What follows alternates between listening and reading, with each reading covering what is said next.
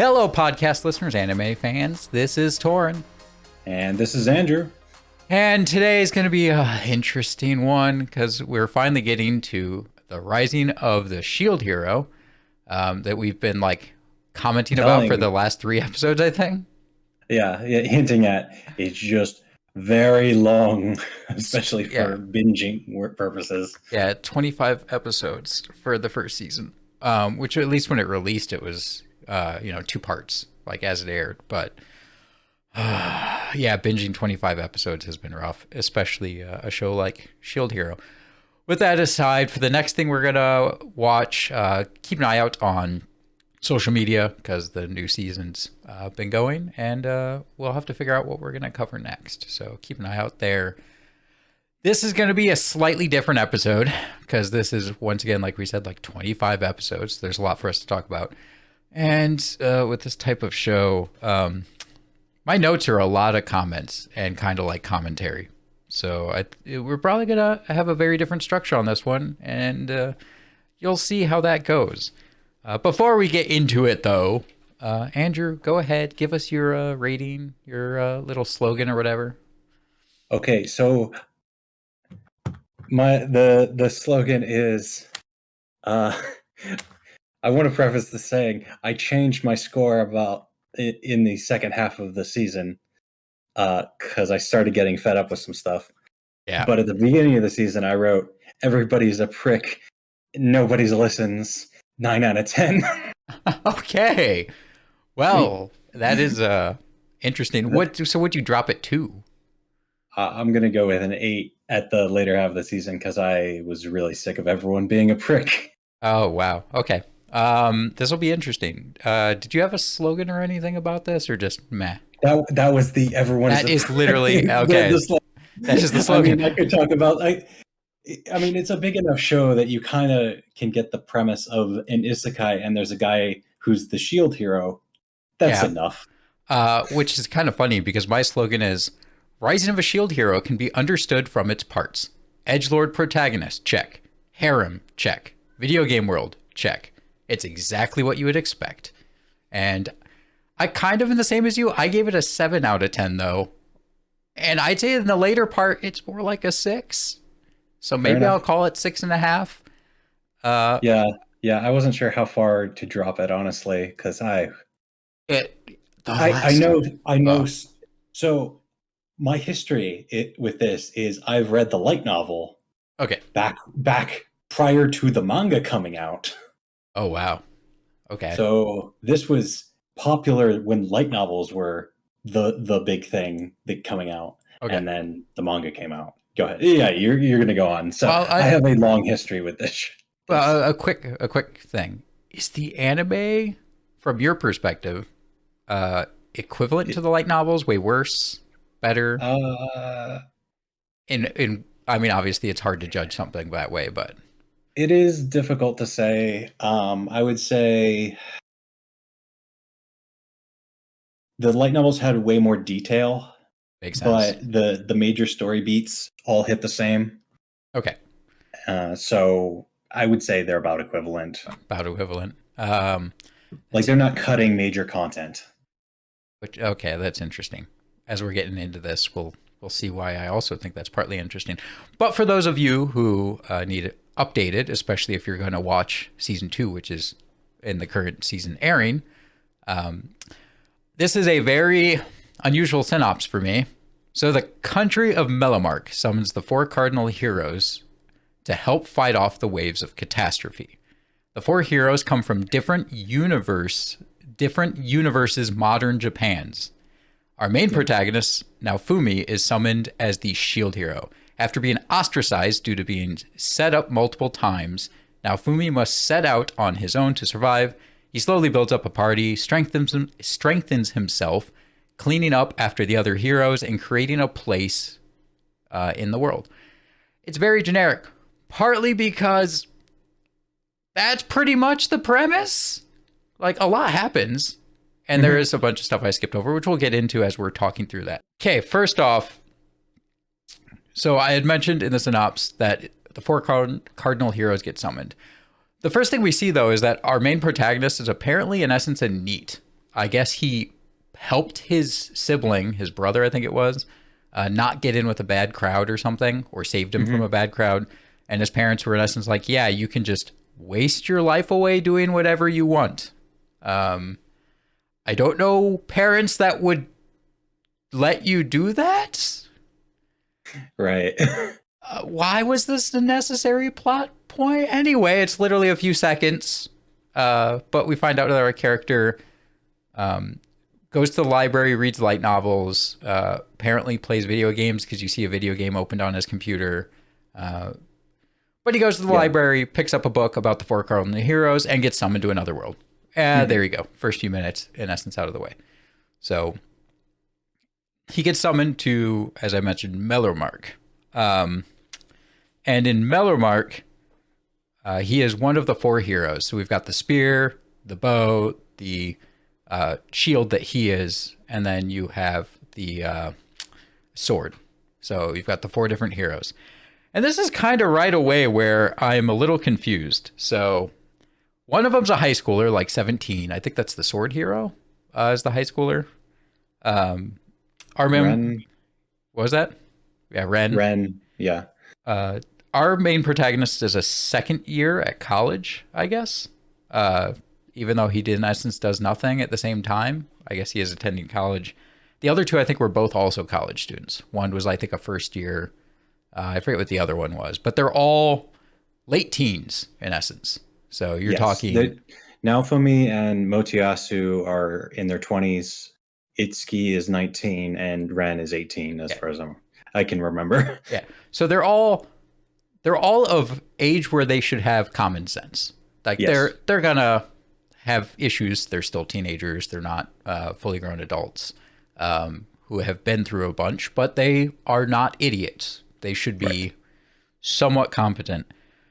So I do find it interesting that one of the first things that happens is all of them just like turn down being heroes for this world that they get summoned into. It's kind of a nice refuse instantly. Yeah, our main protagonist is in essence like, yeah, I'll at least hear you out, and all three of the other ones are like, why would we do this? You summoned us here, against our will. What's in it for me immediately? Yeah, what am I getting out of this? Why should we help you? What's our rewards? Yeah, kind of a nice twist on it. Most of these, either the main character gets dragged into it or is just immediately okay in essence with being summoned. A lot of the instant isekai, we've summoned you hero tends to result in, oh yeah, I'll just go along with whatever, man. Yeah, so it's kind of a nice twist where it's like, okay, so our heroes are not going to be too stereotypical with how they step into this world. They're going to be a bit more critical or a-holes, if you want to say. They're more self-serving, which does play into issues later on. But anyway, they take them in front of the king, and the whole situation is explained. These waves of catastrophes are going to happen over time. More and more waves will happen, and they have to fight off these waves to apparently save the world. They're going to be given money, reputation, your typical stuff. Like, hey, save the world. We'll try to reward you how we can. But right away, we find out that the king just completely ignores our protagonist, the shield hero. For some reason, he doesn't like the shield hero. He doesn't even let him introduce himself, shrugs him off when he does let him introduce himself, because our main character's kind of like, hey, yo, me. Right, yeah. Interesting. Okay. So for some reason, the king doesn't like the shield hero. That's fine. So far, interesting premise for the show. Our main character is not too weird. Like he's kind of outside the shell of normal. Okay, I like it. World building's already interesting. You've got these catastrophes. We've got multiple heroes, and we find out it is a video game world. So they have like this menu that is just in their periphery that they can look at, and it pops up all their statuses. Video game world. Cool. Yeah.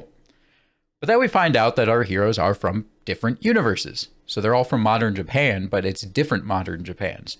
That's cool. They all think that this is a game, like from their various worlds. They're all different games. They're apparently the same game, kind of. Well, no, they all reference different online games, though Naofumi explicitly doesn't play online games, so he has no idea what they're talking about. Yeah. So it's like, okay, they're similar enough to a particular game in each of their universes that they're like, oh, it's this game, but it's different. I like this idea that our characters are not from the same world. Like they're all from different parallel universes. This means that they should have different perspectives, different understandings. It is a nice twist. I was a little confused with the fact that Naofumi had zero reference to this. We did see a game on his computer, so he is a gamer, but he seems almost too ignorant. Okay, so we saw him play games on his computer, but it never references him playing games in the light novel. Okay. So it feels more like, oh, look, in the anime, this is the concept. It's a game. Or more like, since he's in essence a NEET, they're like, oh, even though in reality he's more of like a light novel reader, like he just reads light novels, it seems. Yeah, he tends to spend his time at the library while not being a nerd. Yeah, so or the spying stuff. It just might have been an issue with the anime where they're like, yeah, we need to, on his computer, have a video game pulled open. And it was like just a menu for a game. It's not like you saw a game itself, but right. You see it up in the background. I think you see him close it when he's going to go to the library or whatever. So it is an interesting. Our main hero has, in essence, complete ignorance about video games. Is kind of how they're playing it out. And we come to find out later that might actually be the purpose of the Shield Hero, is that they're not supposed to look at this as a game. Like, it almost seems like they all are people who are not gamers. They're people who look at the world as a world and not just, hey, I'm stuck in a video game. Right. So it's cool to kind of see that start from here. But anyway, so they have to go and get their party set up. So they go back to the king. All these heroes are assembled, and they have to pick whose party they want to be in. No one picks Naofumi's party, the Shield Heroes party. This is probably because the king said not to, or at least that the history of their kingdom. You bring in a bunch of adventurers to this. We're gonna let them pick which hero they want to follow. Let's explicitly only pick people who follow our religion. Yeah, in essence, the religion we don't know at the time, but yeah. In essence, it's the three heroes, like religion or whatever, three cardinals religion, which is all but the shield. Yes. So later you find out that's probably what it was more that like this nation's past and the religion just doesn't recognize the shield. So no one picks the shield hero. This is where I start to get into a little bit of an issue. Our hero is almost too desperate at this time to get someone to be in his group. Mm-hmm. He has no reason to think that him not having a party at this moment would like get him killed or anything.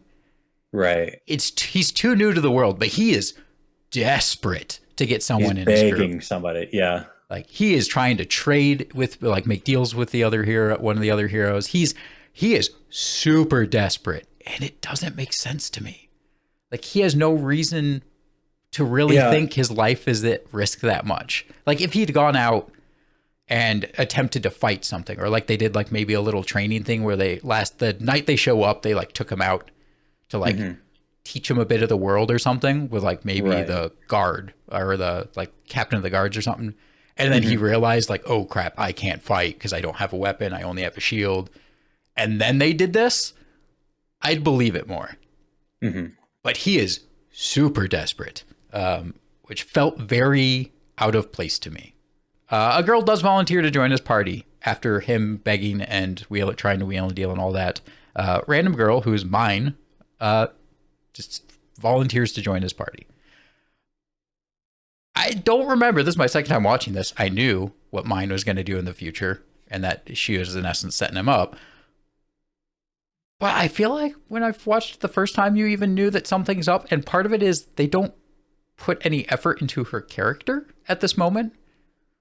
She's just like overly nice right away, and you don't learn anything about her. Like she's in essence a blank slate that's just like overly nice to him, which kind of has that feeling of what's going on? Like something's not right here.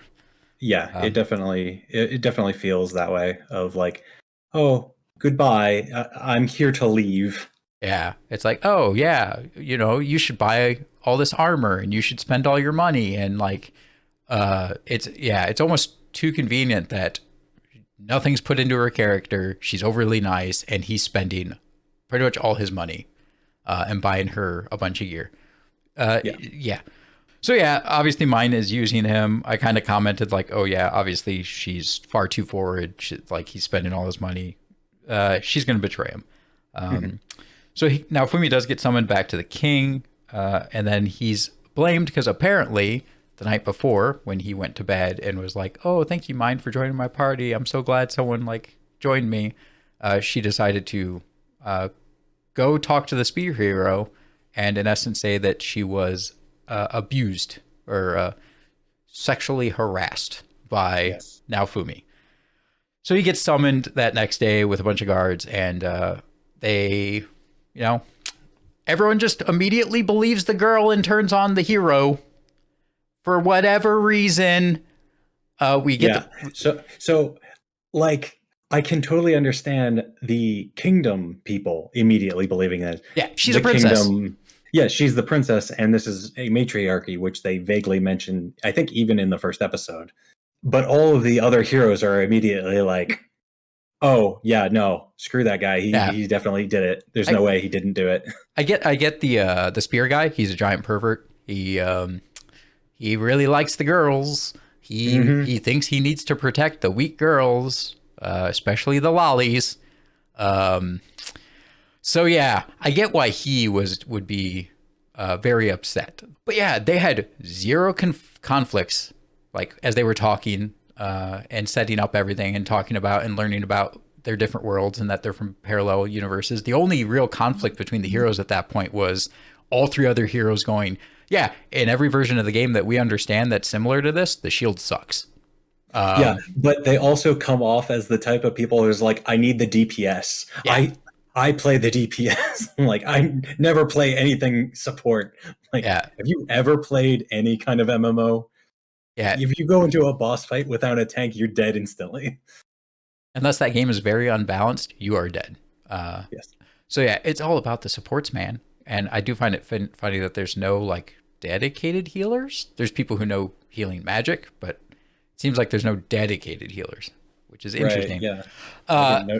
Even in other people's parties, it didn't seem like there were too many dedicated healers. It was like healer and wind, or like healer and some other magic. It seemed like they could do both. So this is another almost piss poor writing where I don't get why the other heroes would just immediately be like, oh yeah, he's a horrible person. Like, yeah, he totally did this. I get it. He didn't defend himself. And this comes up later that like he just accepted it. He kind of tried, but it was immediately shut down because everyone believes everything Mind said, no matter what. No one ever doubts her at any point in time until way later. Right. Are you kidding me? Are you? No one, not a single person, ever doubts anything she said. This is a trope that they do way too often. Okay, so do you mind if I pull something from like episode 25 here? Yeah, go ahead. The queen tells the whole court, my daughter is a pathological liar. We've known this her whole life. Yeah. Everyone knows this, apparently. The whole kingdom, at least the court, knows this. And everyone just immediately believes everything she ever says at any point in time. Yes. Like, there's not a single person that ever doubts her, other than, like, the queen and Naofumi and his party. But, like, everyone else ever in the show, there's not a single point that anyone doubts her up until after the trial. Like, after the queen says this and she's put on trial for being a traitor, which is, episode 21 or something, 22? Like, up until this point, anytime she ever says anything, she's immediately believed. Even, like, the heroes, when after a few things happen where they're like, oh, you might not actually be, like, as bad as we think you are, shield hero. The next time she ever speaks or says anything, they just immediately are like, yeah, you're right. Like, why would you be lying? It's like, Naofumi already told you, especially the sword and bow, Ren and the other guy, Isake or whatever. I don't remember his name. Itsuki. I got to the point where I just didn't even bother, and I just called them by Yeah, their weapons. I did that earlier, and then they kept saying their names so often. I was like, okay, fine. I've now internalized their names. So immediately, everyone believes her. He's apparently, he sexually harassed her, and yes, totally, that's what happened. So he gets, in essence, kicked out of being an official hero. So it's like you have to go fend for yourself. Yeah. Bye. Seems weird if you sexually harassed the princess of a kingdom, even if you're a hero. We would have killed you if you weren't the hero. It still seems weird that you would just let the hero wander. Yeah. Or not like ship him off to another country. You hate this guy. Yeah, there's all these other nations. Yeah, you think maybe you're like, well, we got 3 of the 4. That's enough. Like, just ship him off to another nation, ban him from the country or something. No. It's you're just willing to have this person who's apparently so bad as to sexually harass the princess of a kingdom wander your kingdom freely. Okay, that's fine. So at this point, though, he wanders off, and I forgot we met the shopkeep when he was with mine. Right. Love the shopkeep. Cool guy. One of the best NPCs. Honestly, the best person in the whole, like, in terms of mental quality, is like, he's totally reasonable.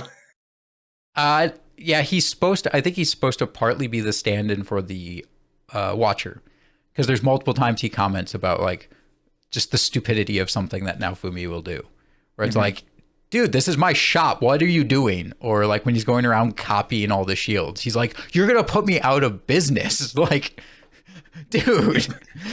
It's not like Naofumi was buying those shields anyway. Like he wasn't going to buy them anyway, even if he wasn't copying them. He did eventually apparently pay for them, so that's cool. But yeah, spending a bunch of money on other things. Love the shopkeep. It did feel a little weird that the princess knew about him, took the guy to him, and yet it seems like the shopkeep's not that big of it. Like, it seems like pretty much the shield hero is his only customer, and maybe like the average person. You don't see any of the other heroes go there. You don't see anyone else major go there. So it's like, okay, is he just like a diamond in the rough, like shopkeep off in the corner, or I don't know. Oh no. Anyway, so they do go out and finally fight. And they fight balloons. So it's this show's version of slimes. Yes. In essence. Super weak, easy to kill for the most part, unless you only have a shield, which is blunt damage. So, I mean, even then, he can punch them. Yeah, but it's blunt damage. So punch a balloon. Yeah. And we find out, yes, he's weak. We do learn a little bit about the apparent mechanics of this world. As far as our protagonist goes, he can feed monster pieces to his shield to unlock skills. So it's kind of the same as the trope of like main character eats a monster and earns a skill based off that monster. It's kind of the same premise. Or alternatively, in MMOs, you collect parts and use those to build new weapons. Yeah, it's a similar premise to that, other than obviously, or not obviously, you can only use your hero weapon. We kind of find out later that that's not entirely the case, but yeah. Yeah. So yeah, you can unlock abilities and skills.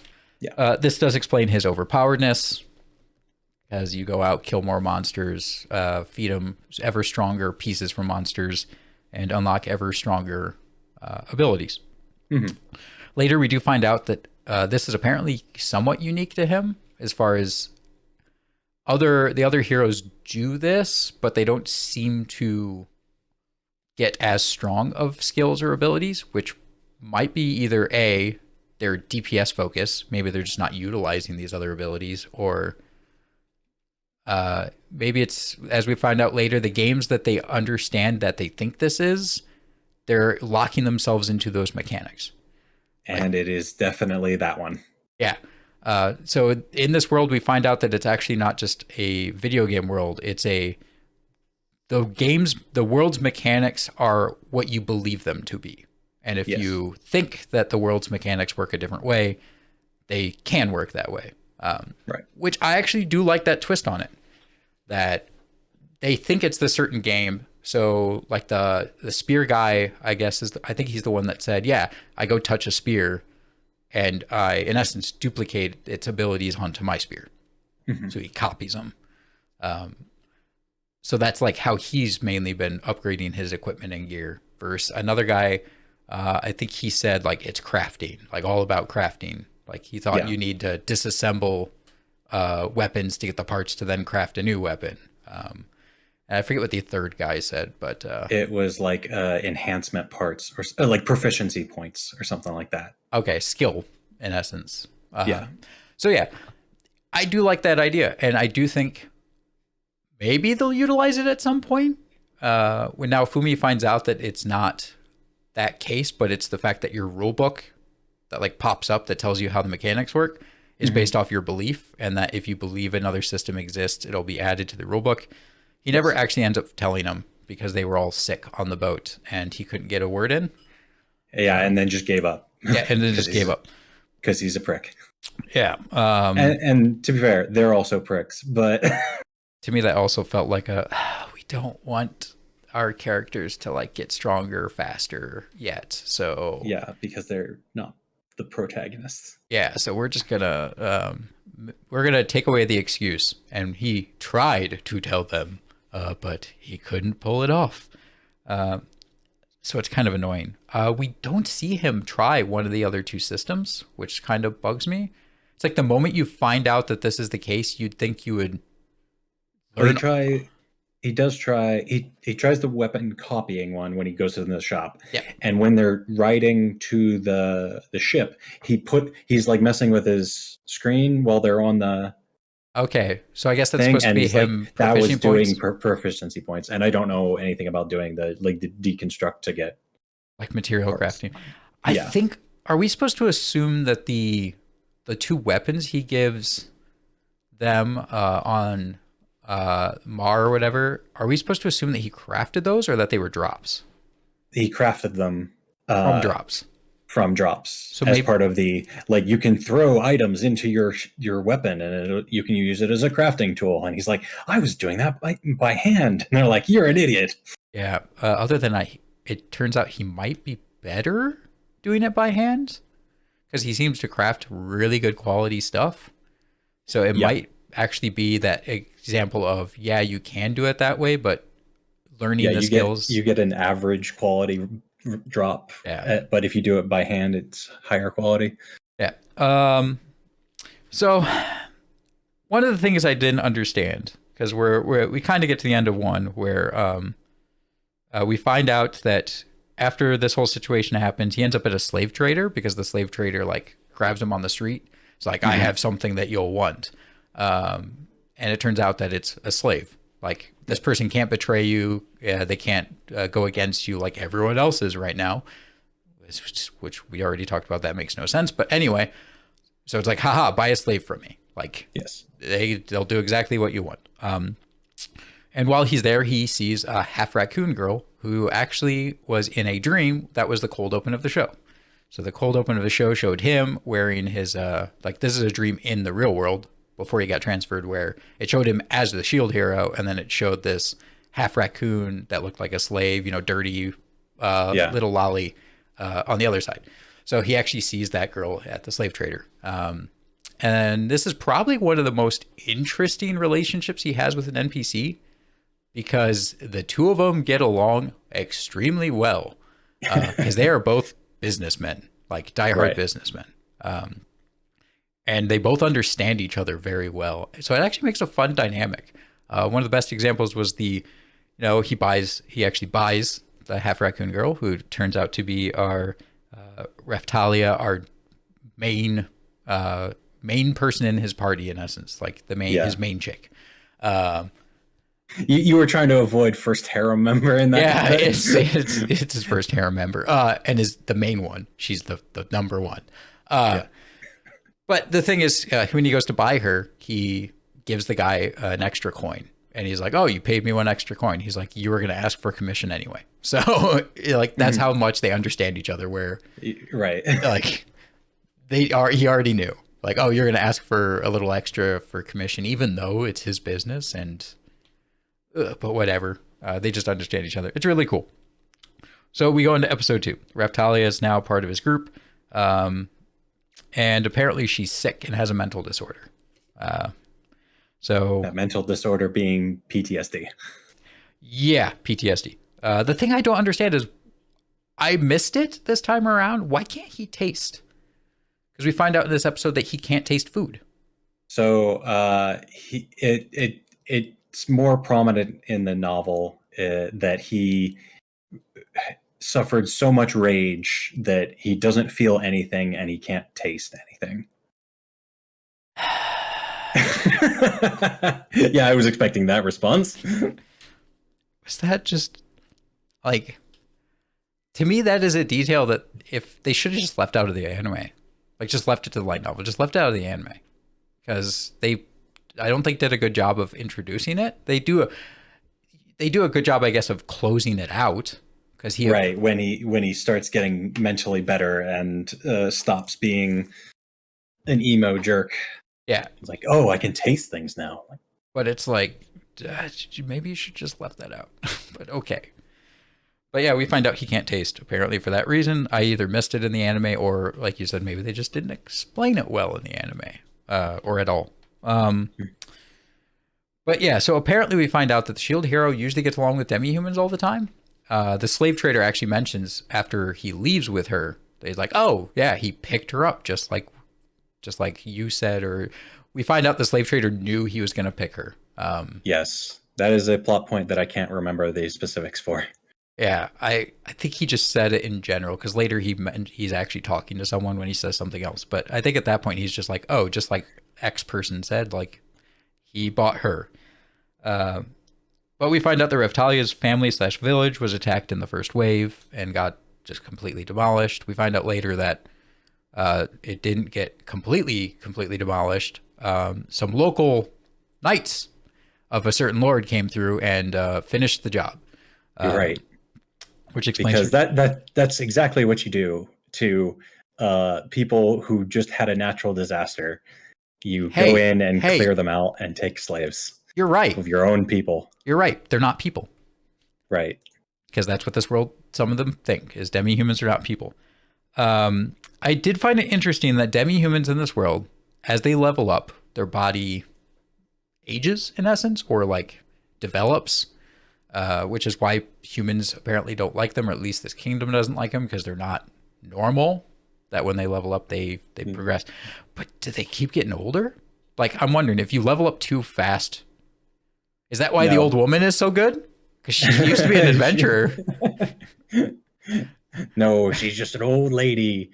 And no, old animal people just get buffer. Age as they do. Yeah, they just get buffer, I guess. Because their body develops. I guess that just means that they get like stronger, buffer, or whatever. It's interesting. Because yeah, Raphtalia is a little lolly kid. Which come on, why'd you?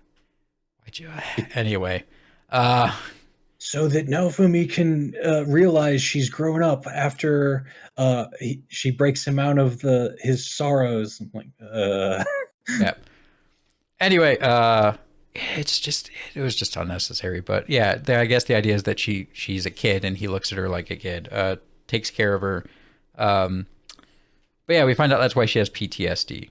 Is the fact that she had her village and had her village destroyed. Oh, the slave trader mentions that the person who had her before was not a good person and liked to torture people.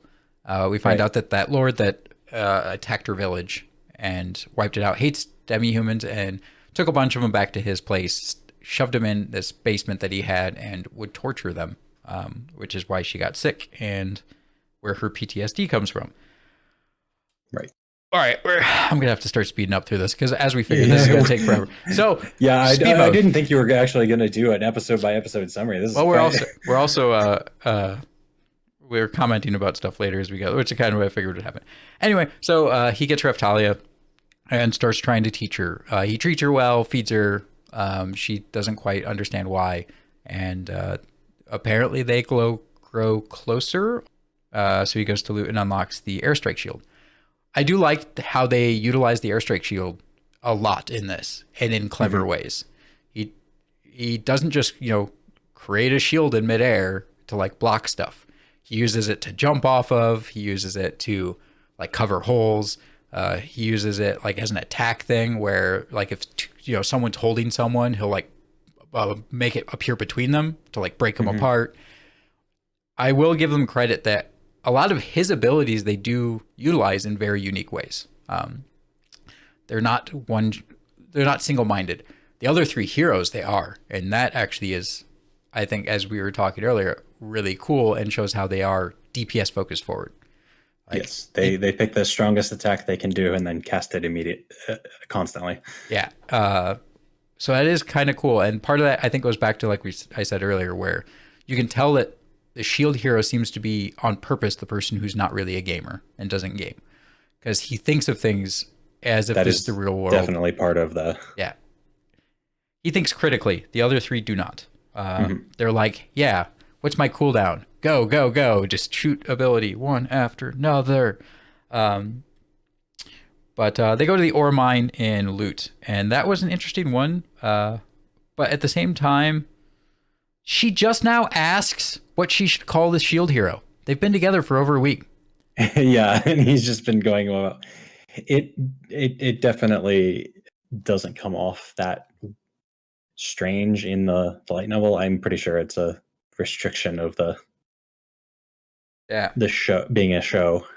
Anyway, so the villagers show up during the middle of the fight, and they're like, Shield Hero, you've been doing a great job. We want to help you defend our village. We're going to sit here and help you. And the one monster attacks the big one, and he turns to him after he defeats it and says, you should evacuate. And all of them go, yep, okay, that's fine. You just said that you're like, we're going to help you, Shield Hero. And apparently immediately they're fine now, just not helping. Felt a little forced. Yeah. That happens a lot in this show, I think. Here's another thing that just is stupid. So when we get into episode 4, they are at a celebration because they defeat the wave catastrophe. Well, Naofumi just helped defend the village. The other three heroes ignored everything that was happening and all the horrors and just went and tried to kill the boss of the wave. Once again, it's a video game according to them. You just go kill the boss. Obviously, all the villagers and stuff aren't just going to die in this giant, massive attack. That's someone else's problem, right? Right. We just go kill the boss. That's our job. But the spear hero challenges him to a duel. I got a lot of problems with this duel. First off, God, that spear hero is an idiot and can't think for himself. Mine just puppets him all the way up until like episode 21 or 22 or something. I think it's actually 22, where he finally is like, yeah, whatever. Like, mine, you're a liar. I guess I'll somewhat accept it. He had to be told that and have her actively lie in court with him like on a slave crest to her. And he still wants to believe her. He doesn't finally actually tell her to, in essence, shut up until the very end of the show. Yep. Literally during the credits at the end of the show, like the end of 25, you finally see him go, meh, and just like not listen to her. Right. In essence, tells her like, you need to stay in your lane. I forget exactly what he says, but it's in essence, you need to stay in your lane. So yeah, but she cheats. So now Fumi's kicking his spear hero's butt, has him on the ropes. Mine shoots air like a wind attack at him, and we think that no one saw. It's like they declare the spear hero the winner because then he beats Naofumi after that. Right. We find out later that like the other two heroes saw it. They don't care. Didn't say anything, didn't care. No, they say something eventually. Right. But they just brush it off. Like you literally just watched the princess who blamed Naofumi for sexual harassment or sexual abuse, whatever, or assault. You saw her cheat in a duel against him. Right. Proving that she's not the straightest arrow, and you just don't care at this point. There's literally 0 second level step of thought here. It's, oh no, you actually cheated. Like you would have And lost, spear guy. yeah, you should admit that you would have lost. And that's it. Don't Yeah. question character. Don't look Don't anywhere don't past this. don't push anyone anywhere.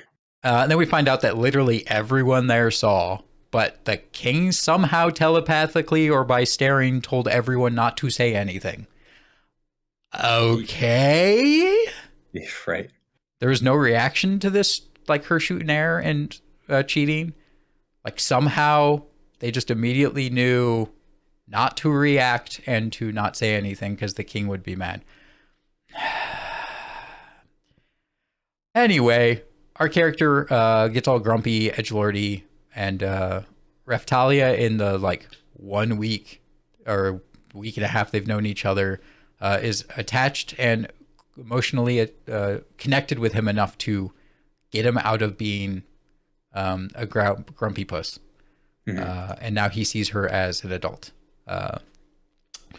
Okay, I am so glad that you fell enough for her in a week and a half that she could change your mood that much.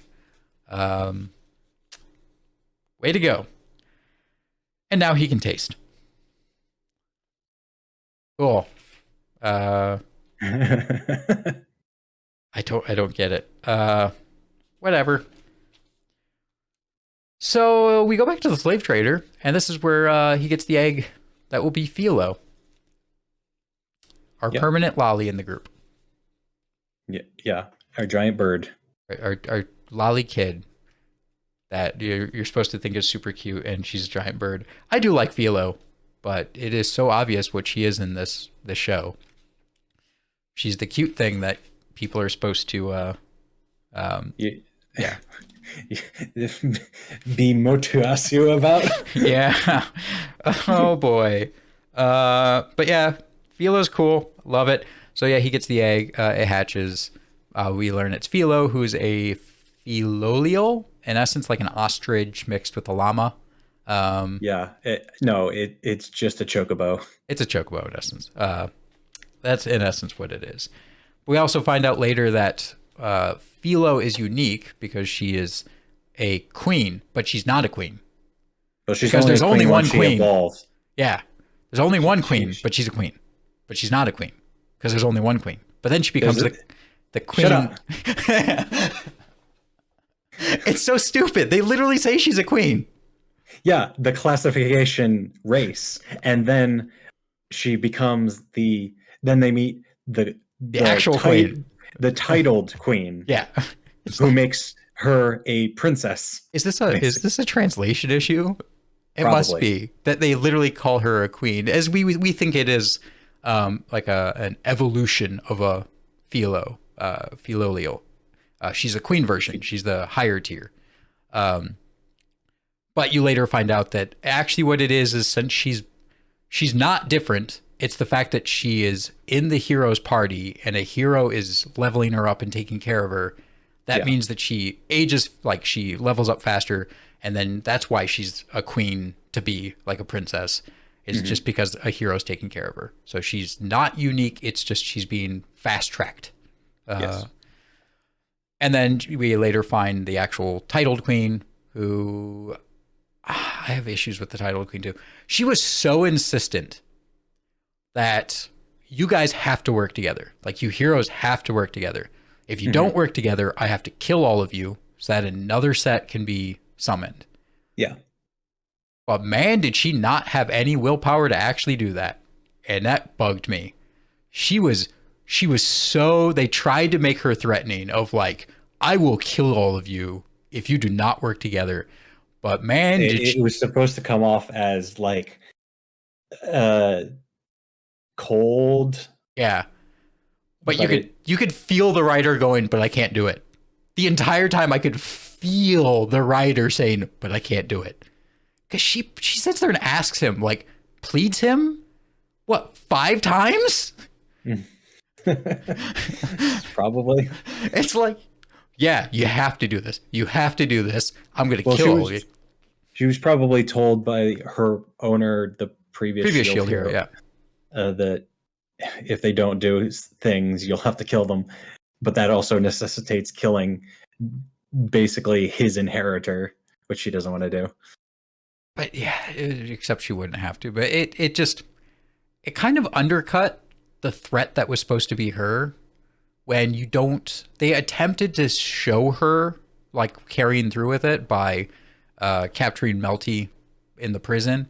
By the way, that's a cool spell. It would be nice if they used it somewhere else. Her wind prison. Her wind prison that she puts Melty in. Kind of a cool thing. So they attempted to show her like being willing to carry out that, but at the same time it felt like she wasn't. Because she's like, okay, I will kill you unless Philo can like best me in a battle. Or in essence touch me. Like, because obviously she's not going to beat her. So it didn't quite feel like she was following through with her plan, because if she actually was following through with the plan, why would she do something else? Like, why wouldn't she just be like, okay, shield hero, you have to prove yourself to me, or else like prove that you don't need the other three. Like, it just felt very roundabout, and we find out that she's just testing Philo to see if Philo's worthy of being the next queen. Which, as we find out, in a world where there's levels and one person is leveled 1,000 probably, like the queen is so strong, she's probably like a level 1,000 versus a level 40, you have to scream hard and then you can win. That's Torin. You're currently watching an anime. Yeah. That's not a trope. That's just a law of anime. Yes, you have to scream hard, and then you can overcome literally impossible to beat person, or just die and come back to life, the Goku way. So it just felt like poor. Like, it is a huge thing in anime that you scream and you have enough willpower, you can overcome anything. It just felt like in a show like this, where they were so clever with how they were using abilities and spells, that they could have come up with something better. Like, she could have unlocked a better skill. I thought a unique one would be if she actually could upgrade, not at a dragon, not in an hourglass. They could have it be that the actual upgrade that an hourglass does is more like a cheat, and that it's possible to upgrade outside of that. Like, if you unlock, through various trees or whatever. I thought that would have been a more unique way to go about it, where through training with the queen, like, she manages to pick an upgrade path through her action rather than like going to an hourglass and doing the upgrade. I thought that would have been a cooler way, is that she in essence pushed past her level 40 and then beat her. But no, it was, she learned a new skill, which was making a magical version of the physical metal claws she normally wears, and then screaming until she broke through the shield. Anyway, so yeah, that queen, turns out that was just a test. And our Philo becomes a princess. But one of the issues I had with this show, and you see it a bit with that, is I feel like all too often in this show, they don't know how to foreshadow. They think they do, but they don't. Because as far as foreshadowing goes, the main plot turns out that the king, for some reason, doesn't like the shield hero because he did something to his family. We still haven't learned what it was. I don't remember. They don't say. And I don't think it actually matters. As I recall, it didn't, like, the shield hero was framed and the king refuses to acknowledge that he was framed. Which sounds about right. Fits the current thing. But anyway, so he was against the shield hero. The strings were being pulled in the back by the church. We don't know why the church also hates the shield hero. They don't bring it up. But all we know is the church doesn't like the shield hero as well. But their big thing was that all these heroes suck, because they do. They all suck. Yeah. So the church did the right thing. People are going to hate this because they tried to make the church out to be the bad guys. But actually, the church is literally doing what Vittoria, the queen of the Philos, was going to do. They're like, right, you all suck. We're going to kill you all to save the world. Right. But they're the church, so they're bad. Is there any other reason that they're bad in this other than they literally show them out to be like over the top church people? I want to take a different stance on this.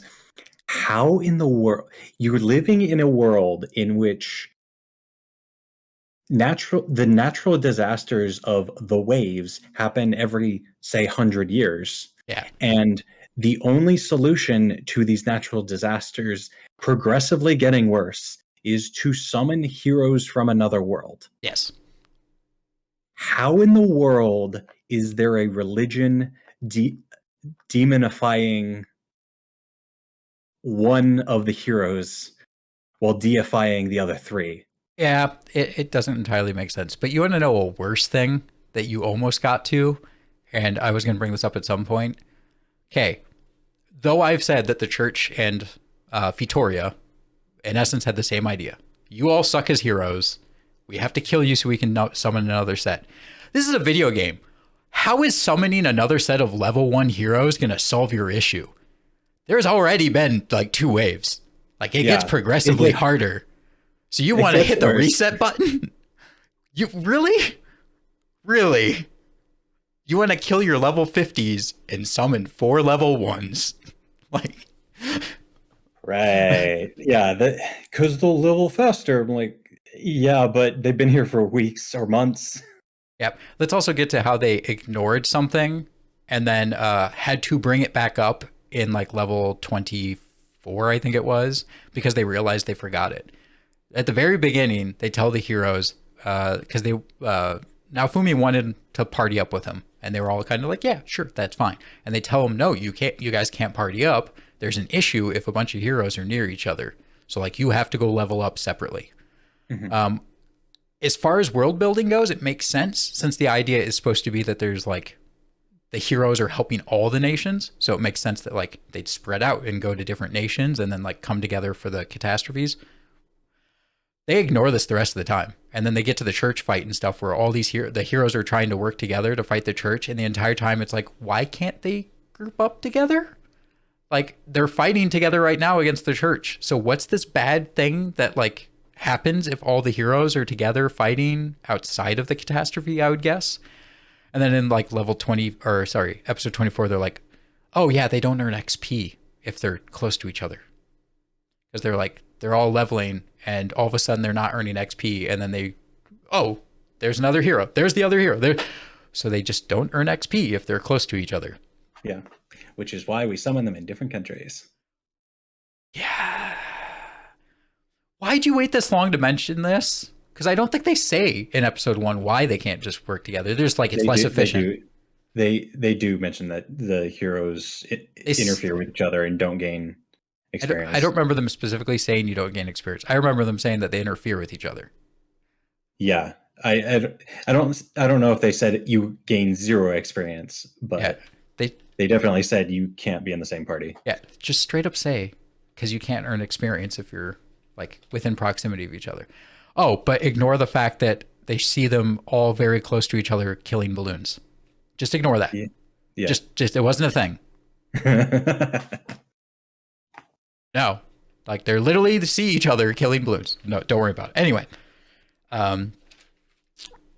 so yeah, I don't get it. But back to what I was trying to say earlier. They're really bad at foreshadowing. So they did a little bit of foreshadowing with the main plot. But one of my biggest issues with the show is it goes, here's something special, something unique. Like here's a nugget about something in this world. Let me immediately reveal what that is. And this happens the entire show. Like that's in essence all the foreshadowing they do is trying to think of a good example. Like her backstory. So they tell you about Raphtalia's backstory, where you learn like, oh, she was apparently being like the village got attacked by this lord or something. Like these knights attacked her village after the catastrophe. Let me immediately have her go meet this other lord and then go meet the lord that caused this issue for her and attacked her and kidnapped her immediately. Like nothing else happens. Here's this cool bit of nugget and we're going to immediately do this. And they do this all the time. And it's not even like at the end of an episode they reveal the info. It's like near the beginning of an episode. It's like, this is what we're going to do today. And then they do it.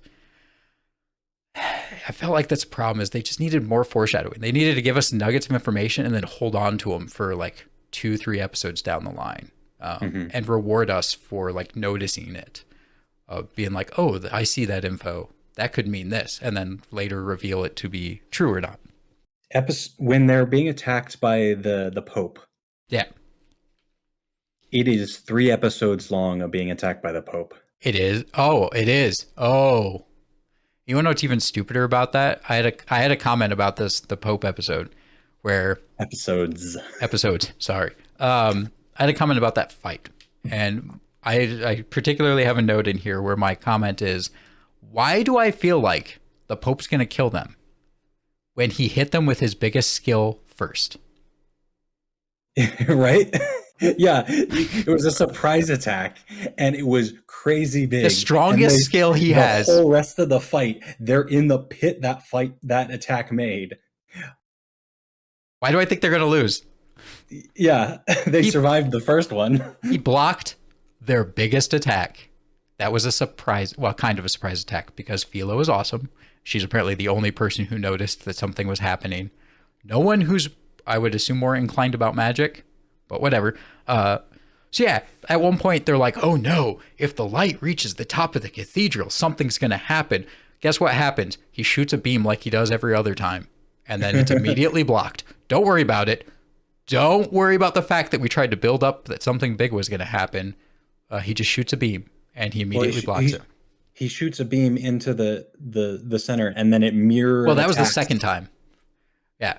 Because the first time they're like, when the light comes up to the top, something bad's going to happen. And he literally just shoots a golden beam at Nefumi, and he blocks it, and that was it. And then the second time, he shoots the one up at the top. Well, the second time is the only one that mattered. Yeah, yeah. The first one was just him distracting them. My point was, they spent 3 episodes doing that. If they had just attacked him rather than talking for at least one of those episodes, they would have won the fight immediately. Hey, the Pope is fine with standing there letting them talk. So why wouldn't they? Because, you know, the big bad guy who's trying to kill you is going to just stand there and be like... he's building up his power. No, this wasn't even at that time. That's the funny part. I think this was after the build-up. And he's just like... They're sitting there arguing about why they should work together, and he's just standing there. He eventually says something. I literally have a comment that's like, why is the Pope letting him sit here and BS and talk? And then one of my comments after that I wrote was, oh, now he's not like okay with stopping them. And the other thing is the ability where he shoots up and mirrors himself and is like, in essence, blasting him with a bunch of archer fire. That's like your second strongest skill. Why didn't you do that one right away? Put you in the cathedral and just shoot that thing right away. Like, right.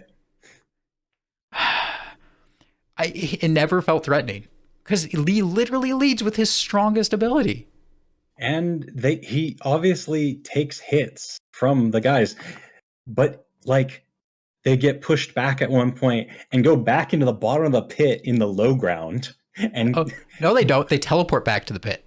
They teleport back to the pit willingly and then stop attacking him in favor of arguing again.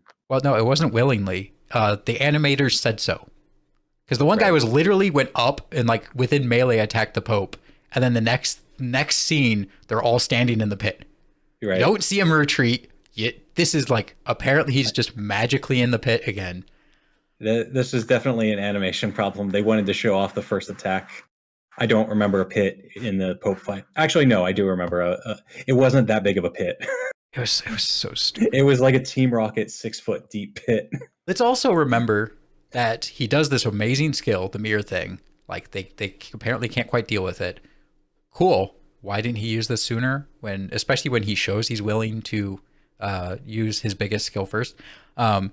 What stops this wonderful, like super powerful ability of his? The Queen randomly from downtown just like freezes him. Oh, so the Queen shows up and is like, this was the big thing. It's like the Queen's gonna show up. This is a problem for the bad guys. And the Pope's like, oh, don't worry about it. We've got like the holiness on our side. Don't worry about it all. So the Queen shows up and freezes him. Oh my God, the Queen's here. He just breaks out of the ice. Yeah. And it's not that bad. Did the Queen do anything? No, literally she shows up, like freezes him. He immediately breaks out. And then now Fumi pulls a sacrifice move and then one-shots him. One-shots him. 3 episodes, you said, of this fight. Yeah. Where they're supposed to feel threatening, other than they launched with their strongest ability first. And he literally one-shots them. Right. Anyway. This is the same. I had the same issue with Glass when she first shows up. It's like, I think it's literally right here. I have the part about this. Okay. So at the start of episode 12, so Glass shows up at the end of episode 11. At the start of episode 12, I literally have a comment. Let's remind you that she's a threat. Q showing she is a threat again by having the 3 heroes attack her, and she just deflects the abilities. Mm-hmm. This lady's a threat. Let's remind you at this episode she's a threat. She deflects all their attacks. Yeah. Okay. And then also, why is she okay with him using the Rage Shield? Like, Raphtalia just is okay with him using the Rage Shield. Yeah, she's not really willing to input her opinion other than, oh, I don't want you to use that shield, but I'm not going to complain if you do. Yeah. My next comment shows also how stupid this is. Yeah, we just saw an OP skill. Let's see her break out of it to show she's a threat. Yeah, we'll show off the same skill to show how strong she is in comparison. They do this every time. He gets an OP skill to like resolve an issue, especially the waves. Because literally, so we have the first wave of catastrophe, it just ends. They defeat the Nero, I think it is, or whatever. Whatever that thing is. It's a chimera. They call it something else. It's like Nero or something like that. So that's the boss at the end of wave 1. Every wave after this, it's here's the boss. Now here's the heroes of the other universe that you two have to fight. Yeah. And it's always, look at this OP skill he earns to kill the monster, and then like watch the anti-heroes literally just shrug off this OP skill. Yeah. But did you also but also in between those two, the other 3 heroes complain that Naofumi's overpowered. Yep. And on top of that, I also don't know if you caught this. They love, this is partly how bad the writing is. They love what we just described, which is, hey, here's a threat. We don't know how to show them as a threat, because why would we, let someone die? One of the best ways to show someone's a threat is actually have them be a threat. When they're going to get that ore and they find out about the seed and all that, the monster in the ore thing was the boss in wave 1. It's that Chimera Nero thing. Okay. So it was like, this was the boss at the end of wave 1 catastrophe. We have to show that he's gotten stronger. Hey, look, he just killed the thing that like the 3 heroes had to kill in the first wave. Gotcha. That's usually video game logic. Yeah. So they love this, like, we don't know how to write this properly. So like they're trying to keep the power scale in check, but they're pulling a Dragon Ball, but they're doing it worse because their way of showing it is create OP skill, immediately show someone shrug off OP skill, create OP skill, immediately show them shrug it. They do this over and over and over and over. Back to the Pope fight. He creates a prison and then creates 2 airstrike shields, or was it 3? I think it was 3. Okay. Why wouldn't he always do that? Mana costs. Maybe. It's like he sits there and like layered up a bunch of defenses, and I don't think we ever see him really do that again. I think once he did, which was the like in the very last fight at the island, like during that catastrophe. I think he does the prison and then does like 1 airstrike shield or something like that. But most of the time you just see him put his shield up to like block something. And it's like, if you can multi-layer your airstrike shields, why wouldn't you just do that more often? Maybe it's like you said, maybe it's a mana thing. I don't get it. All right. I do have to talk about the elephant in the room that I don't know if you're going to pick up on, but I certainly picked up on, which was, why didn't season 1 end at episode 22? I don't know. It definitely felt like the end, though. I will say the whole islands arc was a thing in the light novel, it took way longer than. It felt rushed. It felt rushed. Um, to me, the island arc feels like it either needs to be a season or the start, like the first arc of a season. Unfortunately, they covered pretty much word for word as far as I can remember from the light novel. It was 3 episodes. That I don't know. I don't know. I haven't watched the new season yet. I was waiting until I finish this again. Because there's like 2 episodes out. The way it felt was 22 literally was the season ender, but they made it 25 episodes. I literally wrote, this feels like the season ender because it is a perfect season ender. They literally did a season ender end to it of like, everything's nice and happy now. And then they were like, well, no, we have to have this archipelago arc. It's only 3 episodes worth. How else will we know how strong how they got stronger? I don't think it was even that. I think what it came down to was, this is garbage. This arc is garbage. It's too short. But the end of this arc is literally us being done with the prologue of Shield Hero. Like, now he is a lord. He has his land. He's starting, like, we think accepting living in this world. Mm-hmm. So we can't put it in season 2 because it's weird to start and then like 3 episodes in, now it's like, it feels like the start of a season, but it's weird at the end of season 1 because it's random and only 3 episodes. Also, I've started watching the new season that just came out, and they just leave the Lord Kingdom. Oh, just ignore it? Yeah, he's gone somewhere else. Now we're in the giant turtle arc. Oh my god. It almost feels like that's what it came down to, was they said it doesn't fit anywhere and they just shoved it at the end of season 1. Because they're like, I had introduced some more of the world building. Like, now we understand that our heroes are not heroes. Like, there is heroes of another, in essence, parallel universe, it seems like. Mm-hmm. And they have to fight each other. We don't know why. I'm hoping that turns out to be that they find out that they don't have to fight each other. We'll find out. But we learn that Glass is a hero from this other place, and then he meets L'Arc and Theresa, I think is her name. I will say the other heroes, like L'Arc, they tried to get us to like him in those 3 episodes. And from the moment he showed up, I was just like, hey, something's wrong with this guy. I think every single character other than one. He immediately was like, nah, there's no way you could be the Shield hero. He's a dick. Yeah. But there's only one character I think they've introduced that is immediately nice and like overly nice that didn't turn out to be a bad person. And that was the noble that Restia trusted. He's like, I think the only character that was just immediately nice and like didn't turn out to be like betray him or something. Maybe yet. Right. We'll find out. But no, he actually seems like I think he's just a minor character that's not going to show up again. Yeah. Well, he shows up here and there because he's helping him with his new kingdom. So he'll probably eventually show up again. But otherwise, every other character that immediately shows up and is just overly nice to him turns out to betray him or like be bad.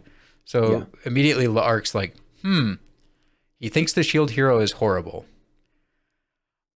I do feel like there's a bit of a plot hole issue here that hasn't been talked about. How are they in the world if they're from what appears to be another world? It was confusing even. I don't actually remember getting this far in the light novel. Okay. Like I usually gave up around this point. But the assumption is that they're from a parallel universe because they show he sees like a kingdom being attacked or whatever, and it's him seen through glass or he's seen their world, like also fighting the catastrophe. Yeah. So the idea is that they're from like a parallel universe or something. But like L'Arc and Theresa are just walking around on the archipelago with them fighting and adventuring. With like the heroes are there. I'm pretty sure they know those are the 3 heroes. They don't think he's the Shield hero, but like they're Yeah. treating these guys like the heroes. So I'm assuming the other three are the bow, sword, and like spear. Why aren't you attacking them or like? Yeah, I'm not entirely certain what the reasoning for just figuring out who these people were that you're gonna eventually try to kill. It did feel like that. Well, we want him to have to second guess killing these like bad guys, so we need him to like one of them. Like, so we're gonna have him adventure with one and like become friends with him, and then like he'll have to debate whether or not he should kill him. It's Right. like, but you're also trying to pull this parallel universe crap, so it doesn't make sense. Nope. It's a lot. But I think what's even more a lot is they kind of try to answer it from the fact that the enemy heroes apparently only want to stop the shield hero. He's the only one that's competent. I don't even know if it's fully that. They just seem fully focused on the shield hero. Like it, and even they were like, well, we have to stop you. So it's like, I don't know if the issue is that the shield hero is the one that like pulls everyone together and they rally behind. And that's why they're like, okay, we just have to take out the shield hero. Yeah, I couldn't tell you. I mean, obviously, Glass just destroys everybody except the Shield Hero in the first that one wave. Hey, remember, But- she's a threat. We have to remind Right. you that these people are a threat. So Yeah. throw the three heroes at him and watch him get annihilated. I mean, you just got to show how incompetent the other three heroes are by giving them all really bad seasickness. Yeah. It's the show overall, I like it. And part of it's that the world building is overall pretty darn unique and good for an isekai. Like they took the video game idea and they tried to intertwine these like parallel universes and this idea that the world's rules are not straightforward. They're kind of what you make or what you think it is. They added all this wonderful, unique aspect to the world building. And though the animation's not especially action-wise impressive, it falls into the typical issue of we're going to show you people and people's reactions to combat, but not really show you the actual combat. So lazy action animation. Overall, I kind of like it, but man, the writing is so like you can look at it and see what they're doing. Is a lot of the issue. Like you just look at it and you're like, okay, yep, bad guy showed up. Cool. Let's watch the three heroes run into him, and they're just gonna deflect their attacks, and now they're just out of the fight. They're standing right there. You know, Glass defeated all of them, and now Fumi runs away, and she like moves to the side and tries to attack him as he's running away, and she's pissed because she can't attack him, and she just doesn't do anything about all the enemies that are just laying on the ship deck that you'd think she'd try to kill or no, she just doesn't care. Okay. You'd think when you're surrounded by what apparently is the other three heroes just laying on the deck of the ship, you'd think you would kill them. Like, they're your enemies. You're supposed to take out the heroes.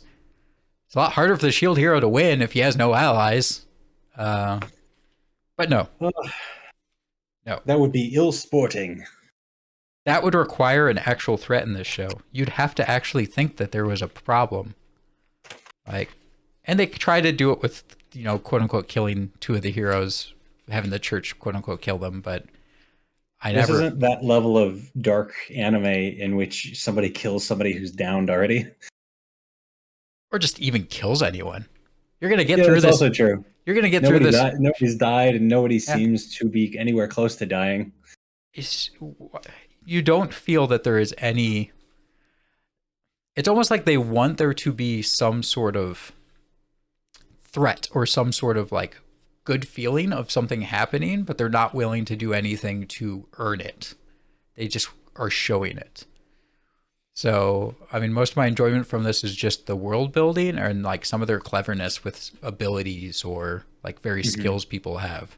And the character. I really appreciate the combo skills, and then immediately Naofumi steals some of it.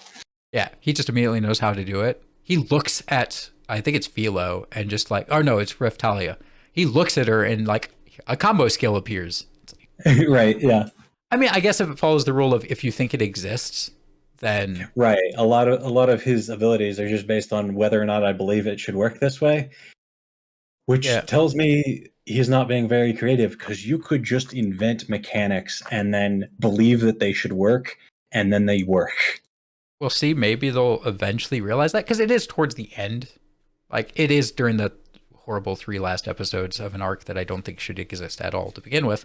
That he realizes like, okay, so like the world's rules and mechanics are kind of what you believe. So it gives the writer the ability to do anything. Yeah. Which means he'll barely touch it probably. And the moment that he does touch something unique and special, he'll have someone just ignore it right after. Yeah. So I think the idea, obviously the manga is, or the anime is designed for the fans of the light novel and the manga. So you already know all of these things because you're following those two things. Yeah. So you're just getting the visual part of the book you read. That's why they don't have to explain anything. That's why they don't have to. And I feel like that comes up a lot in a lot of different animes that we watch, especially the isekais that are getting all of their anime adaptations, is you're already a fan of this. We just want your money more. Yeah, it Buy is. the Blu-rays. Too many of these isekais do feel like they're like, it's popcorn. It's, yeah, like you said, you already like these things. Have popcorn. Don't look at it. Don't try to think much about it. Don't try to find the cracks in it. Just enjoy a edgelord protagonist for some reason. Pass everything and be strong enough to accomplish anything. Yeah, and have a harem. Yeah, don't worry about it. Yeah. Don't worry about that. One of the princesses is in his harem, or that one of them is a bird. It's more annoying that all 3 of them are lollies. Well, one of them was a lolly. Raftalia is still 12. Technically, yeah, true. That she's physically grown up, but she's still 12. Does that fall under lolly, or is that? I don't know what that. I don't know, but yeah, she used to be a lolly, and now she's at heart a lolly and a kid still. Yeah, because she still believes in like heroes and like storybook tales. I do want to make a quick comment though about a couple of the things I liked, but at the same time thought was stupid. Those fruit that they turn into wine, cool idea. I think it's hilarious. If that's the case, and you drop one of them in like a barrel of water to make wine, so they're that potent, why would you have a bowl of them on a bar? The light novel talks about that. It's a challenge. Oh, it's a challenge. Okay. Yeah, so you get the like, oh, I can drink forever, and it's like, try one. Yeah. And then they end up on the floor. Then show it in the anime. That'd have been great. No, they cut it off, and that's one of my favorite scenes. Yeah.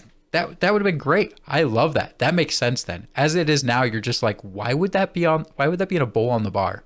If that's what they are. The scene follows Naofumi eats an entire bowl. Like in the light novel?